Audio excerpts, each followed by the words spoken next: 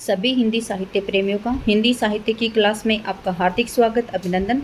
हम पढ़ रहे हैं यूथ कंपटीशन टाइम्स बुक्स और इसके अंतर्गत आने वाले सभी महत्वपूर्ण क्वेश्चन आंसर।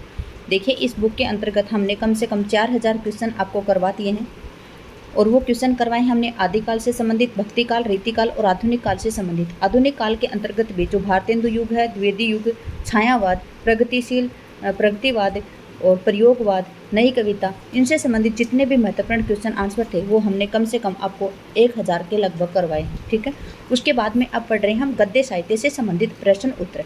गद्य साहित्य के अंतर्गत आते हैं, जैसे गद्य के अंतर्गत आपको पता है, क्योंकि पद्य के अंतर्गत तो कविता, पद्य वो आ गए, मतलब छंद वगैरह आ गए।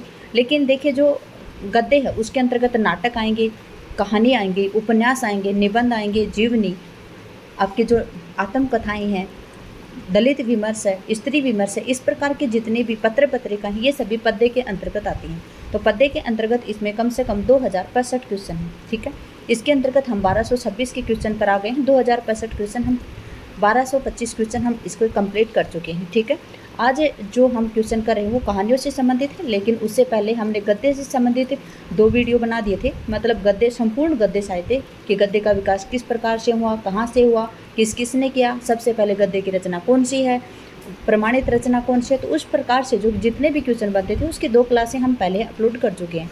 उसके बाद में हमने नाटक से संबंधित कम से कम 15 क्लासें ली हैं और वो नाटक से संबंधित महत्वपूर्ण प्रश्न उत्तर उसके नाम से प्लेलिस्ट बनी हुई है। उसके बाद में हमने किए उपन्यास से संबंधित महत्वपूर्ण प्रश्न उत्तर, और उपन्यास से संबंधित हमारी 20 क्लासें हैं जो भी आपके ये चैनल है संघर्ष से शिखर तक हिंदी साहित्य का, तो इसी चैनल के ऊपर आपको मिल जाएंगी। आप प्लेलिस्ट के माध्यम से उसको देख सकते हैं। अभी हम कर रहे हैं कहानी से संबंधित महत्वपूर्ण प्रश्न उत्तर।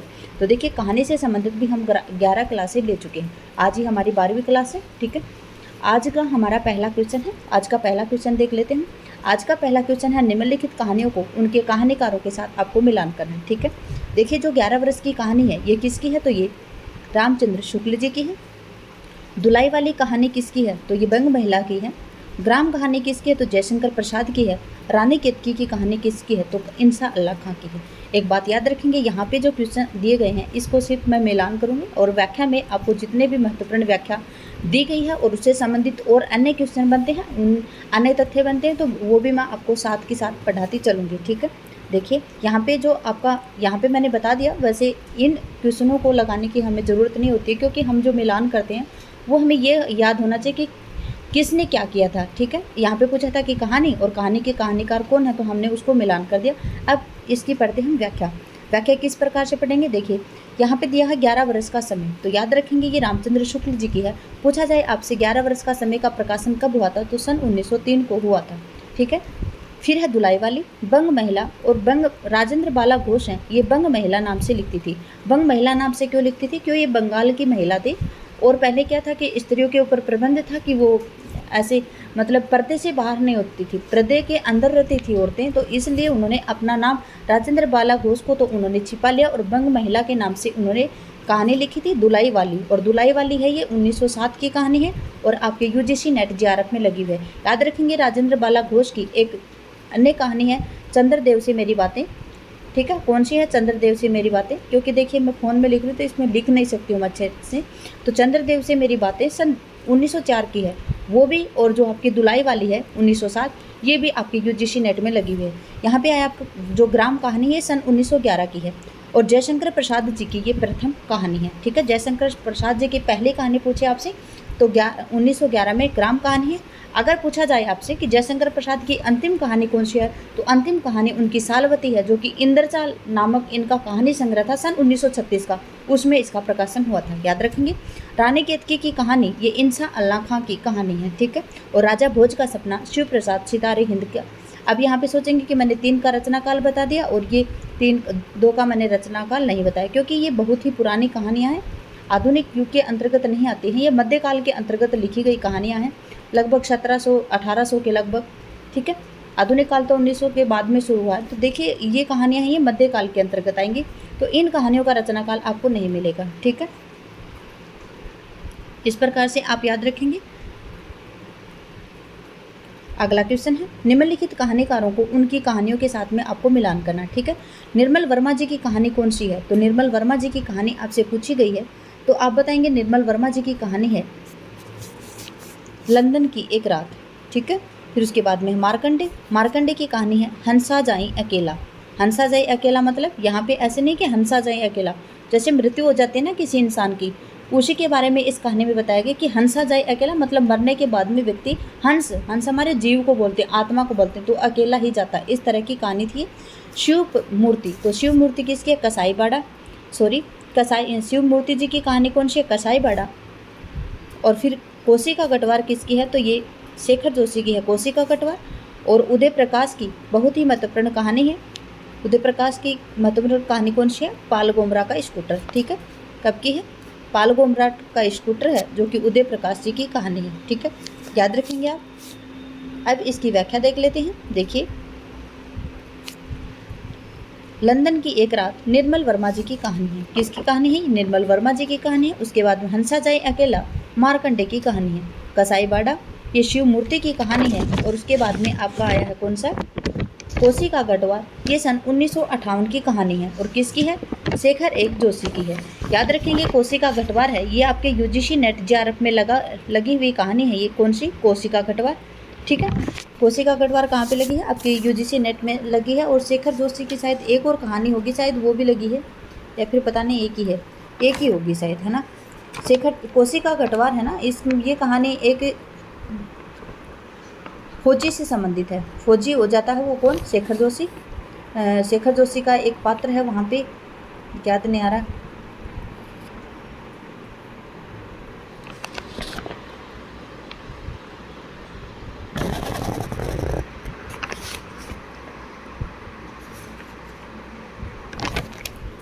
सॉरी, याद नहीं आ रहा, ठीक है। लेकिन ये बहुत ही अच्छी कहानी है इनकी। और यह रचना काल इनका सन 1958 मिलेगा आपको, ठीक है। जो गोमरा का स्कूटर है, ये उदय प्रकाश जी की कहानी है। अगला है रचना काल की दृष्टि से आपको निम्नलिखित जो कहानियाँ हैं उनका आपको रचनाकाल बताना है। देखिए, पाल गोमरा का यहाँ पे आ गया है रचनाकाल, यहाँ पे बता देंगे हम आपको। बड़े भाई साहब ये किसका है? तो ये प्रेमचंद जी का सन 1934 की कहानी है। वापसी, वापसी किसकी है? तो वापसी काफ़ी बार पूछा गया है, उषा प्रेमवदा जी की सन 1960 की कहानी है। याद रख, उषा प्रेमवदा की जो वापसी कहानी है ये काफ़ी बार पूछी गई है। हम पीछे से वीडियो पढ़ते आए हैं, क्लासें लेते आए हैं, उसमें कम से कम ये 6ठी या 7वीं बार क्वेश्चन आ गए हैं यहाँ पे वापसी से संबंधित। और डैफोडिल जल रहे हैं, किसकी कहानी है? तो ये सन 1978 में मृदुला गर्ग जी की कहानी है। और पाल गोमरा का स्कूटर ये कब का है? सन 1997 का है। कब का है? सन 1997 की कहानी है। और किसकी कहानी है? ये उदय प्रकाश जी की कहानी है। याद रखेंगे, पाल गोमरा का स्कूटर किसका है? तो ये उदय प्रकाश जी का है। और कब का है? तो सन 1997 का है। तो सबसे पहले यहाँ पे सबसे पहले कौन सी आएगी? बड़े भाई साहब। क्या आएगा? सबसे पहले बड़े भाई साहब, फिर वापसी, फिर डैफोडिल जल रहे हैं और पाल गोमरा का स्कूटर। बिल्कुल ठीक है, क्योंकि बड़े भाई साहब 1934, वापसी 1960, डैफोडिल जल रहे हैं 1978 और पाल गोमरा का स्कूटर सन 1997। और यहाँ पे ए ऑप्शन बिल्कुल ठीक है, आपका ए ऑप्शन ही आएगा। देखिए, यहाँ पे देख लेते इसकी व्याख्या। बड़े भाई साहब 1934 में प्रेमचंद जी की कहानी है। वापसी सन 1960 उषा प्रेमवदा जी की कहानी है। डैफोडिल जल रहे हैं सन 1978 मृदुला गर्ग जी की कहानी है। और पाल गोमरा का स्कूटर सन 1997 उदय प्रकाश जी की कहानी है, ठीक है। निम्नलिखित पंक्तियों को उनके लेखकों के साथ में आपको मिलाना है। पंक्तियाँ दी गई हैं और इनमें आपको जो लेखक हैं उनके साथ में आपको मिलाना है। पूछा, जो भक्ति धर्म की रसात्मक अनुभूति है ये किसने कहा? तो देख, भक्ति है वो धर्म की रसात्मक अनुभूति है, ये रामचंद्र शुक्ल जी कह रहे हैं। क्या कह रहे हैं रामचंद्र शुक्ल जी? कि जो भक्ति है वो धर्म की रसात्मक अनुभूति है। अगला है श्रद्धे बनने का मतलब है नॉन पर्सन अव्यक्ति हो जाना। मतलब श्रद्धे बनने का मतलब क्या होता है? कि नॉन पर्सन अव्यक्ति हो जाना। नॉन पर्सन आप इंग्लिश में दिया गया, नॉन पर्सन अव्यक्ति होना। मतलब अगर आपको श्रद्धे बनना है तो उसका मतलब क्या है? नॉन पर्सन अव्यक्ति हो जाना, ठीक है। तो बी में आपका आएगा श्रद्धे बनने का मतलब है नॉन पर्सन व्यक्ति हो जाना। और ये किसका कथन है? तो ये हरिशंकर प्रसाद जी का कथन है। अगला है काव्य आत्मा की संकल्पनात्मक अनुभूति है। तो ये किसका है? देखिए, जो काव्य है वो आत्मा की संकल्पनात्मक अभिव्यक्ति है। और ये किसका कथन है? तो ये जयशंकर प्रसाद जी का कथन है। उसके बाद में है पंडिताई भी एक बोझ है। और ये किसका है? हजारी प्रसाद द्विवेदी जी का है। इसके साथ ही यहाँ पे आंसर आपका क्या आएगा ये हम देख लेते हैं। देखिए, पहले हम देख लेते हैं इसकी व्याख्या। आंसर आएगा यहाँ पे 2, 4, 5 एक, ठीक है। फिर उसके बाद में भक्ति धर्म की रसात्मक अनुभूति है, ये किसका है? तो रामचंद्र शुक्ल जी का है ये। फिर है श्रद्धेय बनने से, बनने का मतलब है नॉन पर्सन अभिव्यक्ति हो जाना, तो ये किसका है? ये हरिशंकर प्रसाद जी का है। फिर काव्य आत्मा की संकल्पनात्मक अनुभूति है, ये किसका है? तो ये काव्य आत्मा की संकल्पनात्मक अभिव्यक्ति है, ये किसका है? जयशंकर प्रसाद जी का है। कविताएं भी एक बोझ है, ये हजारी प्रसाद द्विवेदी जी का है। और यहाँ पे आए हैं आपके बाल मुकुंद गुप्त, और बाल मुकुंद गुप्त जी का भी यहाँ पे कथन दिया गया है। क्या दिया गया है? यह विचार वैसा ही बेतुका है जैसा अभी वर्षा में होली गाई जाती है। देखिए, वर्षा में होली गाने का मतलब क्या होता है कि होली है वो तो फाल्गुन में आती है, और वर्षा ऋतु का मतलब क्या होता है? सावन में। तो सावन में होली का गाया जाना, यह विचार वैसा ही बेतुका है जैसा अभी वर्षा में होली गाई जाना, ठीक है। ये किसका है? बाल मुकुंद गुप्त जी का कथन है ये। करमनासा की हार किसका कहानी संग्रह है? तो देखिए, जो करमनासा की हार है ये शिव प्रसाद सिंह जी का कहानी संग्रह है, ठीक है। याद रखेंगे, जो करमनासा की हार है ये किसका कहानी संग्रह है? तो ये शिव प्रसाद सिंह का सन 1958 का कहानी संग्रह। कब का है? सन 1958 का। और 1958 का थोड़ी देर पहले हमने पढ़ा था कोसी का गटवार शेखर जोशी, ठीक है। देखिए, शिव प्रसाद सिंह की प्रमुख कहानी संग्रह इस प्रकार से हैं। आर पार की माला 1955, करमनासा की हार 1958, इन्हें भी इंतजार है सन 1961, मुर्दासराय 1966। किसकी हैं ये? शिव प्रसाद सिंह की कहानी संग्रह। दोबारा से देख लेते हैं, याद रखेंगे आप इनको। आर पार की माला 1955 यूजीसी नेट पेपर जून 2013 में पूछा गया क्वेश्चन है, तो आप इग्नोर नहीं कर सकते। शिव प्रसाद सिंह के प्रमुख कहानी संग्रह। देखिए, हिंदी साहित्य के अंतर्गत कहानी है, तथ्य हैं, वो कहाँ से आएंगे? आपके हिंदी में से आएंगे। इर्द गिर्द कहीं से भी कोई भी क्वेश्चन उठा के आपको दिया जा सकता है। शिव प्रसाद सिंह के प्रमुख कहानी संग्रह हैं आर पार की माला 1955, करमनासा की हार 1958, इन्हें भी इनकार है सन 1961, और मुर्दासराय 1966। उसके बाद में ज्ञान रंजन जी की कहानी है यात्रा 1911, क्षणजीवी 1977, सपना नहीं 1977। याद रखेंगे, 71, 77, 77 इनकी कहानी है। ज्ञान रंजन जी की है यात्रा, क्षणजीवी 1977 और सपना नहीं सन 1977। उसके बाद में हम मार्कंडे की कहानी संग्रह, पान फूल 1954, पत्थर और परछाइयाँ 1956, महुए का पेड़ 1957, हंसा जाए अकेला 1957, भूदान 1958, माही 1962, बीच के लोग 1975 इत्यादि हैं। मार्कंडे की कहानी संग्रह है पान फूल 1954, पत्थर और परछाई 1956, महुए का पेड़ 1957, हंसा जाई अकेला सन 1957 और भूदान 1958, माही 1962, बीच के लोग 1975। उसके बाद में धर्मवीर भारती जी की जो कहानी संग्रह, ये बहुत ही इंपॉर्टेंट है, काफ़ी बार आए हैं और पूछे भी जा सकते हैं। मुर्दों का गांव है 1946, स्वर्ग और पृथ्वी 1949, चांद और टूटे हुए लोग 1955, बंद गली का आखिरी मकान 1969, गुल की बन्नो, सावित्री नंबर 2, मरीज नंबर 7, यह मेरे लिए नहीं इत्यादि। किनकी कहानी है ये? कहानी संग्रह है धर्मवीर भारती जी के। अगला क्वेश्चन है, जिनेंद्र कुमार द्वारा रचित कहानी नहीं है। फांसी, नीलम देश की राजकन्या, पाजेब और अमर वल्लरी। तो देखिए, यहाँ पे जो अमर वल्लरी है ये इनकी नहीं है। किसकी? जैनेंद्र जी की। क्योंकि जो अमर वल्लरी है ना, ये अज्ञे जी की कहानी है, ठीक है। किसका कहानी संग्रह है ये? अज्ञे जी का कहानी संग्रह है अमर वल्लरी, ठीक है। और जो आपका फांसी, नीलम देश की राजकन्या, पाजेब, ये जैनेंद्र जी की कहानी संग्रह है। देखते हैं व्याख्या, और व्याख्या में सब कुछ दिया गया है यहाँ पे। जैनेंद्र जी की कहानी संग्रह खेल सन 1928, फांसी 1929, वातायन 1931, दो चिड़ियाँ 1934, ध्रुव यात्रा 1944, नीलम देश की राजकन्या 1938, एक रात 1935, पाजेब इनका 1948, ठीक है। इसके साथ ही आगे दिए गए हैं आगे के कहानी संग्रह, विफतगा 1937, परंपरा 1940, कोठरी की बात 1945, शरणार्थी 1948, जयदोल 1951, अमर वल्लरी 1945, ये तेरे प्रतिरूप 1961। चर्चित कहानियां हैं इनकी स्पर्धा, पत्नी, एक कैदी, बाहुबली, जानवी, अपना अपना भाग्य। ये इनकी किनकी हैं? ये जैनेंद्र जी की कहानियां हैं ये, न कि अज्ञे जी की, ठीक है। चर्चित कहानियां किसकी हैं ये तो हैं इनके जैनेंद्र जी के कहानी संग्रह।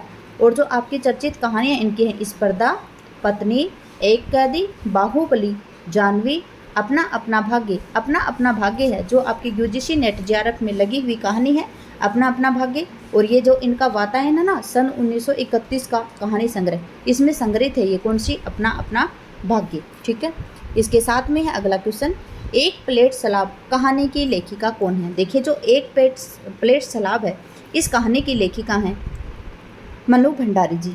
कौन है, मनु भंडारी जी हैं। यहाँ पे देख लेते हैं व्याख्या। मनु भंडारी जी के प्रमुख कहानी संग्रह हैं मैं हार गई सन 1957, यही सच है 1966, एक प्लेट सलाब 1968। याद रखेंगे मनु भंडारी जी के 3 महत्वपूर्ण कहानी संग्रह, मैं हार गई 1957, यही सच है 1966, एक प्लेट सलाब 1968। यही सच है मनु भंडारी जी की जो कहानी है 1966 वाली, वो कहानी है वो आपके यूजीसी नेट जेआरएफ में लगी है। ये देखिए यूजीसी नेट में पूछे हुए क्वेश्चन हैं। एक प्लेट सलाब, 3 निगाहों की एक तस्वीर 1968, त्रिशंकु 1978 आदि किनके हैं ये कहानी संग्रह, मनु भंडारी जी की कहानी संग्रह। 3 निगाहों की एक तस्वीर 1968, त्रिशंकु 1978। उसके साथ में उषा प्रियंवदा जी की कहानी है जिंदगी और गुलाब के फूल 1961। ठीक है, जिंदगी और जो गुलाब के फूल हैं सन 1961 है। फिर बसंत आया 1961, एक कोई दूसरा 1966, कितना बड़ा झूठ 1972। ये किसके हैं, ये उषा प्रियंवदा जी के कहानी संग्रह। उसके बाद में है कृष्णा सोबती। कृष्णा सोबती का एक ही कहानी संग्रह बहुत ही इम्पोर्टेंट है, वो है बादलों के घेरे में, और ये कब का है, सन 1980 का है। कृष्णा सोबती जी का कहानी संग्रह याद रखेंगे, बादलों के घेरे में, जो सन 1980 का है। शिवानी जी की कहानी संग्रह है लाल हवेली 1965, पुष्पहार 1969, अपराधिनी 1972, रथ्या 1976, स्वयं सिद्धा 1977, रतीब विलाप 1977 और पुष्पहार 1978। इसके साथ में ही अगला क्वेश्चन है, इनमें से कौन सी कृति प्रतिबंधित रही है। पूछा गया आपसे जो कौन सी कृति है ये प्रतिबंधित रही है और किसकी है ये कहानी, ये भी हम याद करेंगे। तो देखिए जो चिनगारियाँ हैं ये प्रतिबंधित रही है। चिनगारियाँ कहानी किसकी है, तो चिनगारियाँ कहानी पांडे बेचन शर्मा उग्र जी की कहानी है। इनकी जो कहानी है चिनगारियाँ, ये क्रांतिकारी विचारों के कारण सन 1928 में ब्रिटिश सरकार ने इसे जब्त कर प्रतिबंधित कर दिया था। याद रखेंगे यहाँ पे प्रेमचंद जी की जो सोजे वतन है वो भी क्या थी, क्रांतिकारी विचार थे वहाँ पे। उसमें भी देश के बारे में बताया गया था, देश के प्रति प्रेम भक्ति या उसके प्रति आदर्श मान मर्यादा उसके ऊपर मिटना, इस प्रकार से उसमें सोजे वतन में बताया गया था कि देखिए जो उनकी क्या है सबसे अनमोल रतन सन 1907 में कि देश के लिए मर मिटना ही सबसे बड़ा जो उसका खून का कतरा है वो बहुत अनमोल रतन है। इस प्रकार से उनमें भावनाएं हो रही थी देश के हित के प्रति। तो वहाँ पे जो आपका ब्रिटिश सरकार है उसने जो आप इनका सोजे वतन है सन 1908 का प्रेमचंद जी का, उसको भी जब्त कर लिया था। और याद रखेंगे जो चिनगारियाँ कहानी है पांडे बेचन शर्मा उग्र की, सन 1928 में ब्रिटिश सरकार ने इसको भी जब्त कर लिया था। भारत भारती भी कुछ समय के लिए तो प्रतिबंधित हुई थी, लेकिन भारत भारती सन 1912 में मैथिली शरण गुप्त जी की रचना है। झांसी की रानी सुभद्रा कुमारी चौहान की काव्य कृति है। देखिए यहाँ पे क्या देखिए जो भारत भारती है ये भी देश के लिए थी, और जो झांसी की रानी है ये भी आप सभी को पता है, बुंदेले हर बोलो के मुँह खूब लड़ी मर्दानी थी, है ना। बुंदेले हर बोलों के मुँह हमने सुनी कहानी थी, खूब लड़ी मर्दानी, वो तो झांसी वाली रानी थी। तो ये बहुत ही अच्छी कहानियाँ थी इनकी।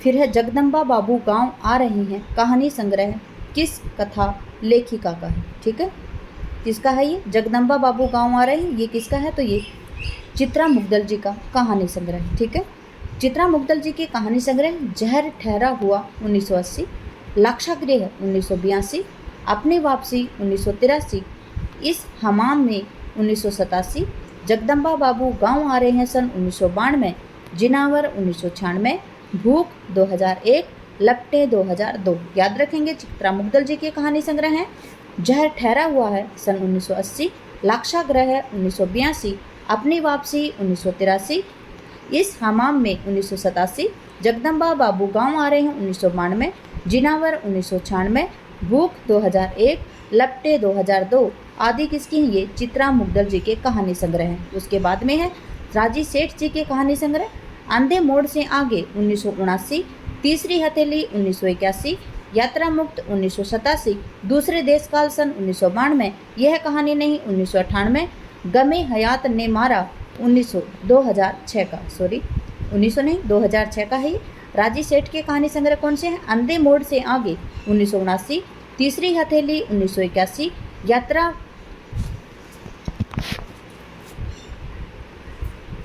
क्या है ये? यात्रा मुक्त 1987, दूसरे देश का काल 1992, यह कहानी नहीं 1998, गमे हयात ने मारा 2006 का कहानी संग्रह है।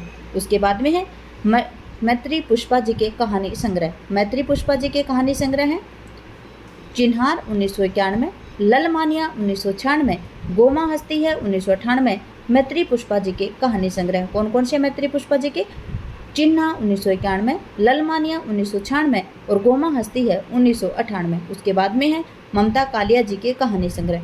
ममता कालिया जी के कहानी संग्रह हैं छुटकारा 1969, सीट नंबर 6 1978, एक अदद औरत 1979, प्रतिदिन 1983, उसका यौवन 1985, बोलने वाली औरत 2000 और मुखौटा इनका 2002 की कहानी संग्रह। ठीक है, याद रखेंगे ममता कालिया जी के कहानी संग्रह।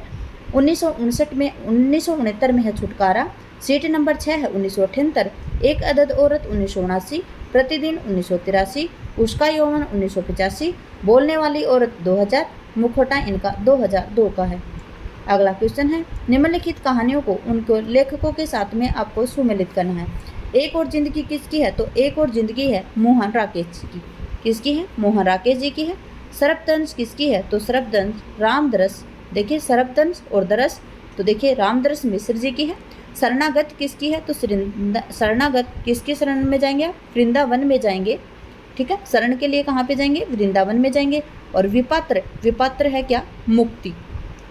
ठीक है, मुक्ति बोध जी की है। और चतुरसेन शास्त्री आए हैं यहाँ पे, इनकी कहानी है अम्बपालिका। ठीक है, देख लेते हैं इनकी व्याख्या कहाँ पे दी गई है।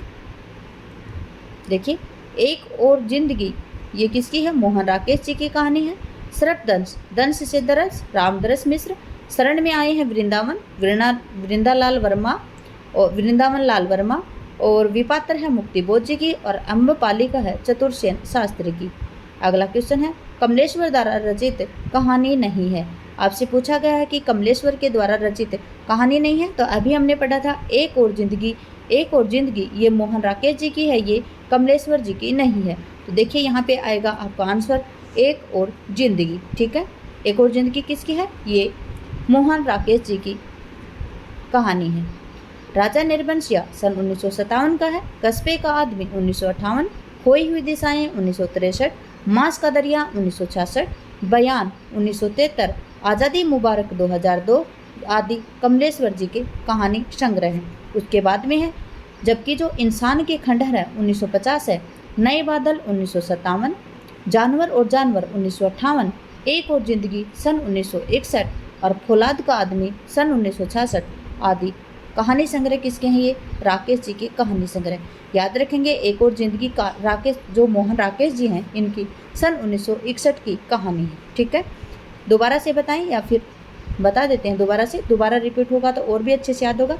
राजा निर्बंशी है वो 1957 है। कस्बे का आदमी सन 1958, खोई हुई दिशाएं 1963, मांस का दरिया 1966, बयान 1973, आज़ादी मुबारक 2002। और ये किसके कहानी संग्रह? कमलेश्वर जी के कहानी संग्रह। उसके बाद में है इंसान के खंडहर 1950, नए बादल 1957, जानवर और जानवर सन 1958, एक और जिंदगी सन 1961, फौलाद का आकाश सन 1966 आदि कहानी संग्रह मोहन राकेश जी के कहानी संग्रह। उसके बाद में कमलेश्वर जी हैं वो समानांतर कहानी आंदोलन के प्रवर्तक हैं। और समानांतर कहानी आंदोलन कब प्रारंभ हुआ था? सन 1972 में प्रारंभ हुआ था। याद रखेंगे कमलेश्वर जी किस कहानी से संबंधित हैं? तो ये समांतर कहानी से सन 1972 में पुरस्कर्ता रही हैं। प्रकाशन वर्ष की दृष्टि के अनुसार निम्नलिखित कहानियों का आपको सही अनुक्रम बताना है। तो जो आपका डिप्टी कलेक्टर है ये सन 1956 की कहानी है। वापसी दोबारा से आ गया उषा प्रेमवदा जी का, याद रखेंगे 1960। फेंस के इधर उधर, तो फेंस के उधर उधर 1968 की कहानी है। और गदल याद रखेंगे सन 1955 की कहानी है। और किसकी है ये? रांगे राघव जी की कहानी है। गदल है कब की है? 1955 की। रांगे राघव जी की कहानी है। ठीक है, यहाँ पे देखते हैं आपके जो डिप्टी कलेक्टर है 56, वापसी 60, फेंस के इधर उधर 68 और ये 55 गदल। तो सबसे पहले कौन सी आएगी? गदल 1955 की, फिर उसके बाद में आएगी डिप्टी कलेक्टर 1956, फिर आई वापसी 1960 और फेंस के इधर उधर 1968। तो यहाँ पे आपका बी ऑप्शन बिल्कुल ठीक होना चाहिए। देख लेते हैं हम ऑप्शन। देखिए यहाँ पे आंसर है आपका बी, गदल सन 1955 की रांगे राघव जी की कहानी है। उसके बाद में है डिप्टी कलेक्टर, ये 1956 अमरकांत जी की कहानी है। फिर उसके बाद में है वापसी, ये 1960 उषा प्रेमवदा जी की कहानी है। उसके बाद में है फेंस के इधर उधर, ये सन 1968 ज्ञान रंजन जी की कहानी है।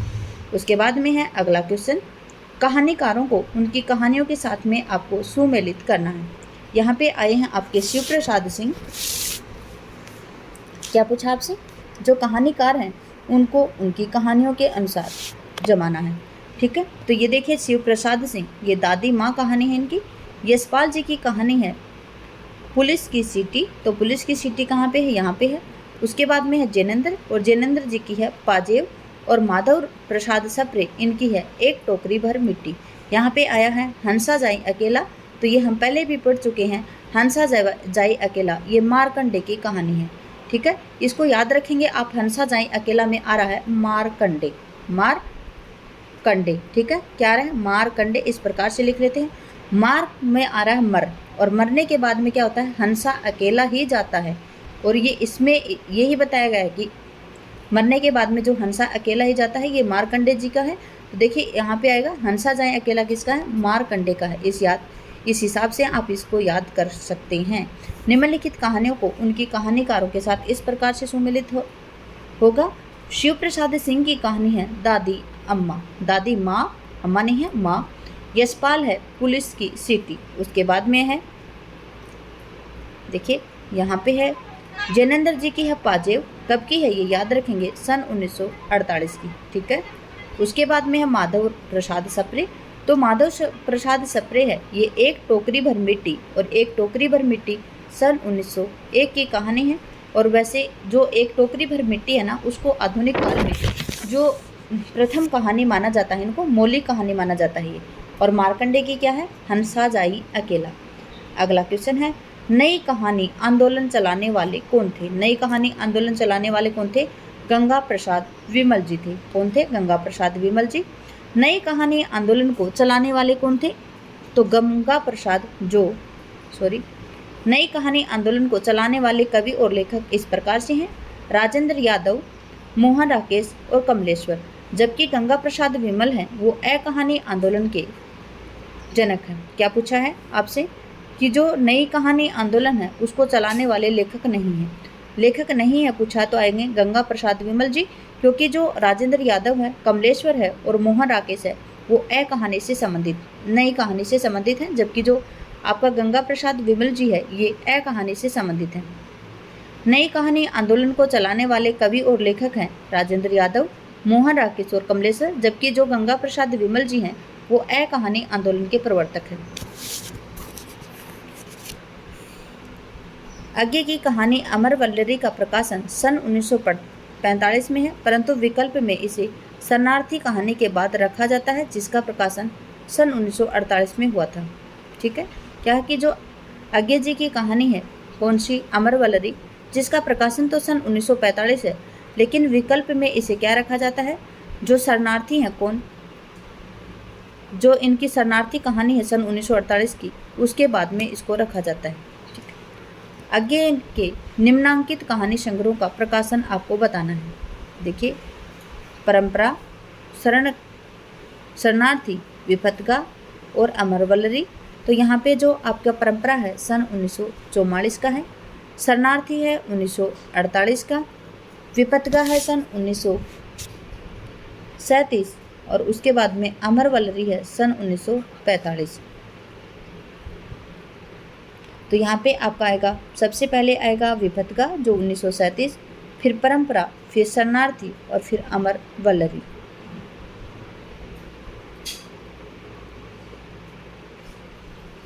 अमर वल्लरी का प्रकाशन मैंने पहले ही सन 1965 बताया था, तो 1965 ही आएगा इस हिसाब से, तो क्योंकि शरणार्थी 1948 है और उससे पहले अमर वल्लरी आना चाहिए और अमर वल्लरी इसमें लास्ट में आ रहा है, तो इसी के हिसाब से यहाँ पे आंसर आएगा क्या, अमर वल्लरी का प्रकाशन सन 1965 ही आएगा इस हिसाब से। अज्ञे जी की कहानी संग्रह हैं इस प्रकार से हैं: विपथगा 1937, परंपरा 1940, कोठरी की बात 1945, शरणार्थी 1948, जयदोल 1961 और अमर वल्लरी हैं 1900। जयदोल है 1951 और अमर वल्लरी का याद रखेंगे सन 1965 और ये तेरे प्रतिरूप सन 1961 की है। महिला रचनाकारों के निम्नलिखित कहानी संग्रह को आपको बताना है। महिला रचनाकारों के कहानी संग्रह हैं ये। तो सबसे पहले आया है जोड़बाकी। जोड़बाकी सन 1981 का है। फिर उसके बाद में आया है एक स्त्री का विदा गीत और ये सन एक स्त्री का विदा गीत, ये सन 1983 का है। उसके बाद में यही सच 1966 और बोलने वाली औरत 2000 का कहानी है संग्रह है ये। तो सबसे पहले आएगा यही सच है 1966, फिर जोड़बाकी 1981, एक स्त्री का विदा गीत 1983 और बोलने वाली औरत 2001। और यहाँ पे बी ऑप्शन बिल्कुल ठीक है।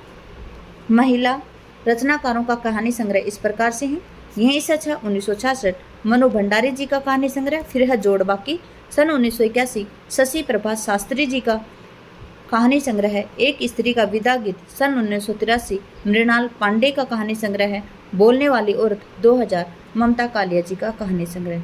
इसके बाद में है अगले क्वेश्चन: भगवती चरण वर्मा, इलाचंद्र जोशी, यशपाल और उपेंद्र नाथ अश्क जी और इनके कहानी संग्रह पूछे आपसे।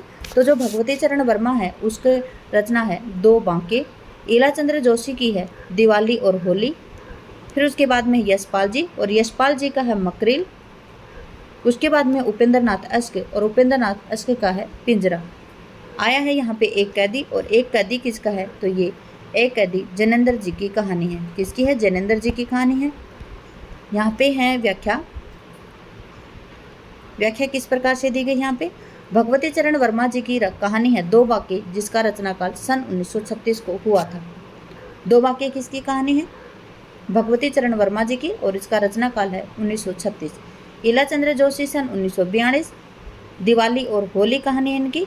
यशपाल जी की कहानी है मकरिल, जिसका रचनाकाल सन 1934 है। उपेंद्र नाथ अश्क जी की कहानी है पिंजरा, जिसका रचनाकाल सन 1944 है। और जैनेंद्र की कहानी है एक कैदी। अगला क्वेश्चन है: निर्मल वर्मा जी के कहानी संग्रह कौन से हैं। पूछा गया है निर्मल वर्मा जी का कहानी संग्रह कौन सा है, तो यहाँ के कहानी संग्रह है परिंदे। परिंदे कहानी संग्रह कब का है, सन 1960 का। अगर पूछा जाए परिंदे कहानी कब की है, तो परिंदे कहानी है सन 1956 की। ठीक है, परिंदे कहानी अकेली पूछी जाती है 1956। अगर परिंदे कहानी संग्रह पूछा जाता तो सन 1960।